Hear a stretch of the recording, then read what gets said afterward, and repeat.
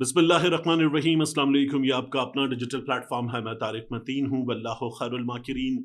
अल्लाह सबसे बेहतर तदबीर फरमाने वाला है, वही बचाएगा मेरे देश को बलाओं से। जो बारिश में शजर से घोंसला गिरने नहीं देता, क्योंकि उसकी तदबीर तमाम तदाबीर की इमाम है। सौराब बरकत का मामला 4 रोज़ा रिमांड हो गया है। जो जुडिशल मैजिस्ट्रेट हैं नईम भट्टू साहब, उनकी अदालत में पेश किया गया लाहौर में एनसीसीआईए की जानिब से सौराब बरकत साहब को, और इस नौजवान को वहां पेश करने के बाद बताया गया कि 5 अगस्त 2025 का एक मुकदमा है, उस मुकदमे में वारंट भी हुए थे। तो उस मुकदमे में सोहराब बरकत मतलूब था। सोहराब बरकत को इसलिए अदालत के रूबरू पेश किया गया लाहौर में, और सोहराब बरकत साहब का 30 दिन का रिमांड मांगा गया। ये जो आप अदालत का ऑर्डर देख रहे हैं, इसकी पहली लाइन में आपको नजर आ रहा है 30 दिन का रिमांड ये मांगा गया। सोहराब बरकत साहब जो हैं, उनका रिमांड अदालत की जानिब से 4 दिन का दे दिया गया है। और इन 4 दिनों का मतलब क्या है? हम आज जुमे की बात कर रहे हैं। ये अलग सुबह जुमेरात को कोई 3 बजे अलग सुबह ये रोक लिए गए थे इस्लामाबाद में।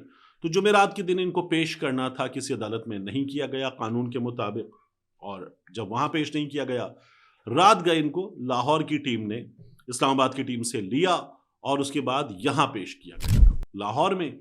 और लाहौर में पेश करने के बाद इनका 4 रोजा रिमांड हो गया है। मंगल के रोज इनको दोबारा अदालत लाया जाएगा। अगर कुछ नहीं भी निकला तो मजीद 1-2 दिन का रिमांड भी हो सकता है कि हमें मजीद तफ्तीश करनी है, वगरना इनको जुडिशल कर दिया जाएगा बुध का दिन। उसके बाद इनकी जमानत दायर होगी जुमेरात का दिन, जुमेरात जुमा। सोहराब बरकत अर्लीस्ट अगर बाहर आएंगे तो ये हमें नजर आ रहा है। गुज़श्ता कुछ अरसे में जो सहाफ़ियों के साथ हुआ है, अगर आप उसको जहन में रखें तो ये 7-8 दिन की मैंने आपसे पहले भी बात की थी। 7-8 दिन से बढ़कर 10-12 दिन, 15 दिन भी हो सकता है। हमारे सामने फरहान मलिक साहब का केस है, सत्तूर साहब का केस है, ये चीज़ें हुई हैं। यहाँ पर भी ये खुदा न खास्ता हो सकती हैं। तो सोहराब बरकत साहब जो हैं, उनके साथ ये हो सकता है। आप बैरून मुल्क जा रहे थे, जाते हुए रोक लिए गए, और उसमें भी ये हुआ था कि 31 अक्टूबर को अदालत ने हुक्म दिया कि इनका नाम निकाला जाए। 24 नवंबर को अदालत को बताया गया कि किसी लिस्ट पर इनका नाम नहीं है। जब एयरपोर्ट पहुंचे तो पता ही चला कि नहीं जनाब, वो जो अदालत का हुक्म था वो यहां इस जगह, इस कंप्यूटर, इस पॉइंट तक रिसीव नहीं हुआ है, तो इसलिए आपका नाम तो मौजूद है, आप नहीं जा सकते। ये सोहराब बरकत की कहानी है। लोगों ने बहुत बड़ी तादाद में इसको कंडेम किया है कि ये कैसे किया जा सकता है एक सहाफ़ी के साथ। ये गुज़श्ता कुछ अरसे में हुआ है तो ये किया जा सकता है जिस तरह से गुज़श्ता कुछ अरसे में मुख्तलिफ लोगों के साथ हुआ है। इसके अलावा IMF ने शर्त रखी ग्रेड 17 से ऊपर तक के, ग्रेड 22 तक के जो अफसरान हैं उनके असासे जाहिर करने की। हुकूमत ने यह शर्त मान ली है, ये असासे जाहिर कर दिए जाएंगे। इस सिलसिले में बात हो रही थी कि 2 तरह के सरकारी मुलाजमीन, उनके असासे जाहिर करने के हवाले से कुछ भी नजर नहीं आ रहा। एक जज साहिबान, दूसरे ग्रेड 17 से ऊपर ग्रेड 22 तक फौजी अफसरान, यानी तीनों मुसल्लह अफवाज के अफसरान। तो अब हुकूमत की बाज़ शख्सियात का ये बताना है कि इस सिलसिले में ज़रा अलग कानून मौजूद है। जज साहिबान जो हैं वो चीफ जस्टिस के पास अपने असासों की तफसीलात जमा करवाते हैं। तो अवाम तक कब पहुँचेंगे, IMF की शराइत कब पूरी होगी, ट्रांसपेरेंसी के मामलात कब पूरे होंगे, ये पता चलना चाहिए। दूसरा, फ़ौज का भी इंटरनल एहतसाब का एक सिलसिला है, उस सिलसिले के तहत ये सब कुछ हो जाता है। मेरी राय में ये सब कुछ पब्लिक होना चाहिए, अवाम के सामने। और कोई भी शफाफियत अगर साबित करनी है तो वो किसी महकमे की शफाफियत महकमे के सामने, महकमे लोगों के सामने साबित करने का तो कोई मतलब नहीं है।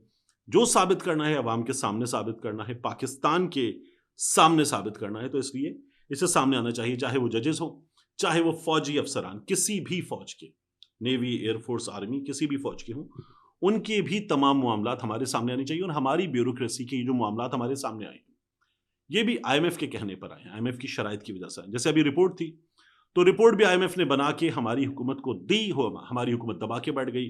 फिर IMF ने कहा कि अगली किस्त की मंजूरी के लिए ज़रूरी है कि पब्लिक करो, तब जाके पब्लिक करने से पहले IMF से कहा कि ज़रा ये भी निकाल दें, ये भी निकाल दें, ये भी निकाल दें, बहुत तजलील हो जाएगी। तो फिर कुछ चीज़ें बहुत पीछे पड़ के, अच्छा भाई नहीं है, देख के यार ये भी निकाल दें, ये काम किया गया और वो चीज़ें निकलवाई गई।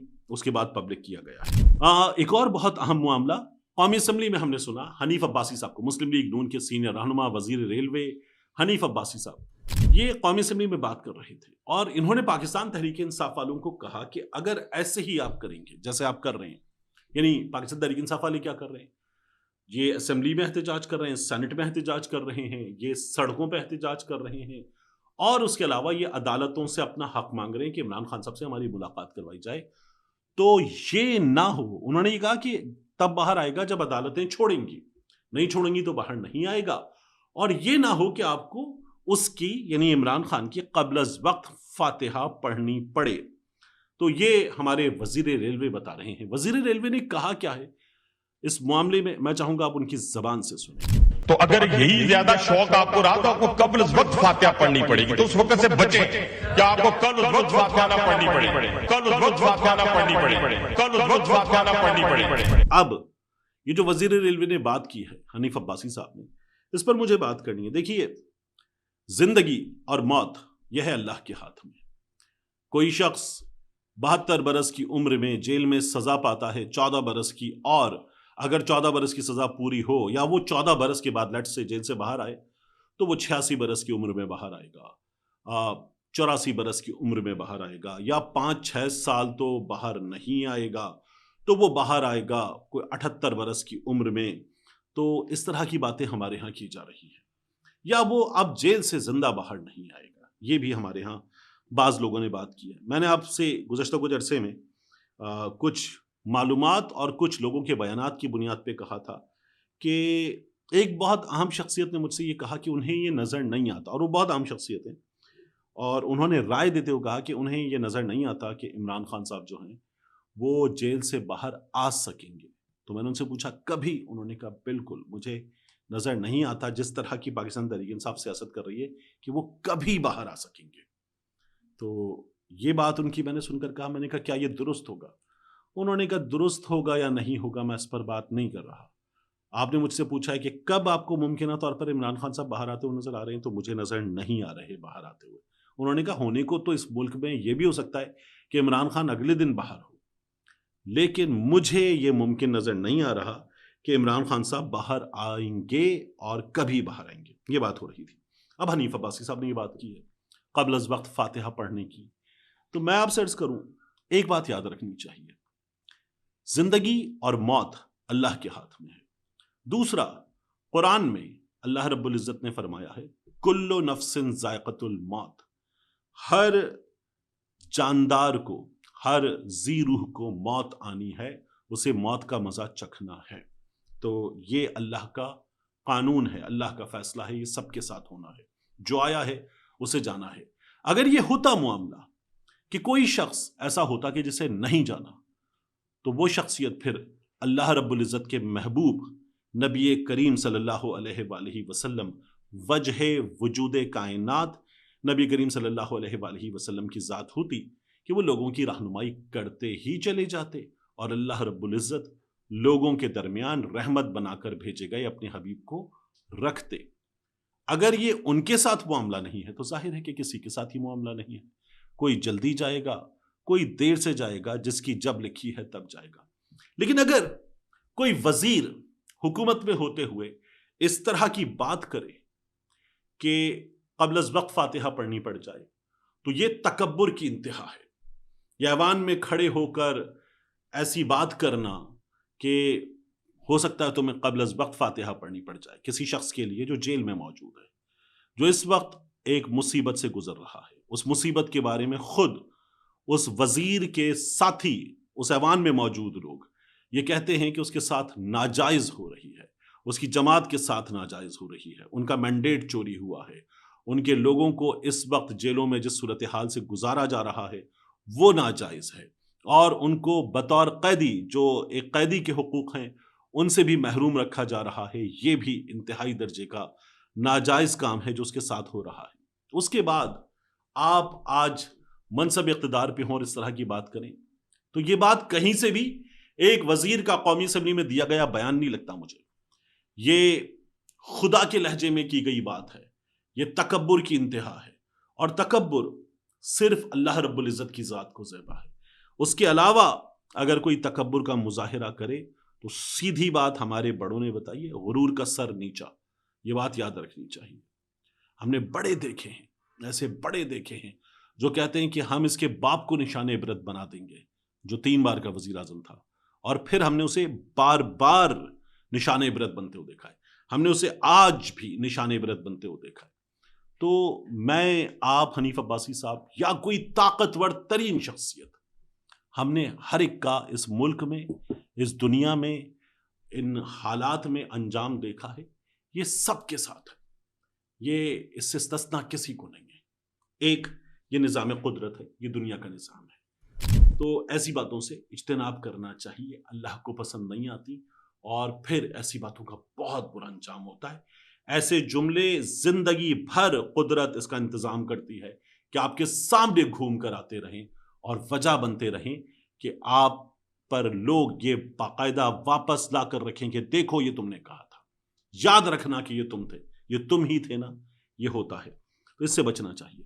آخری چیز جاتے جاتے، یہ جو بیرون ملک سفر کرنے والوں کے ساتھ ہو رہا ہے ملک کے مختلف ایئرپورٹس پر، خاص طور پر لاہور، اسلام آباد، کراچی کے ایئرپورٹ پر ہو کیا رہا ہے؟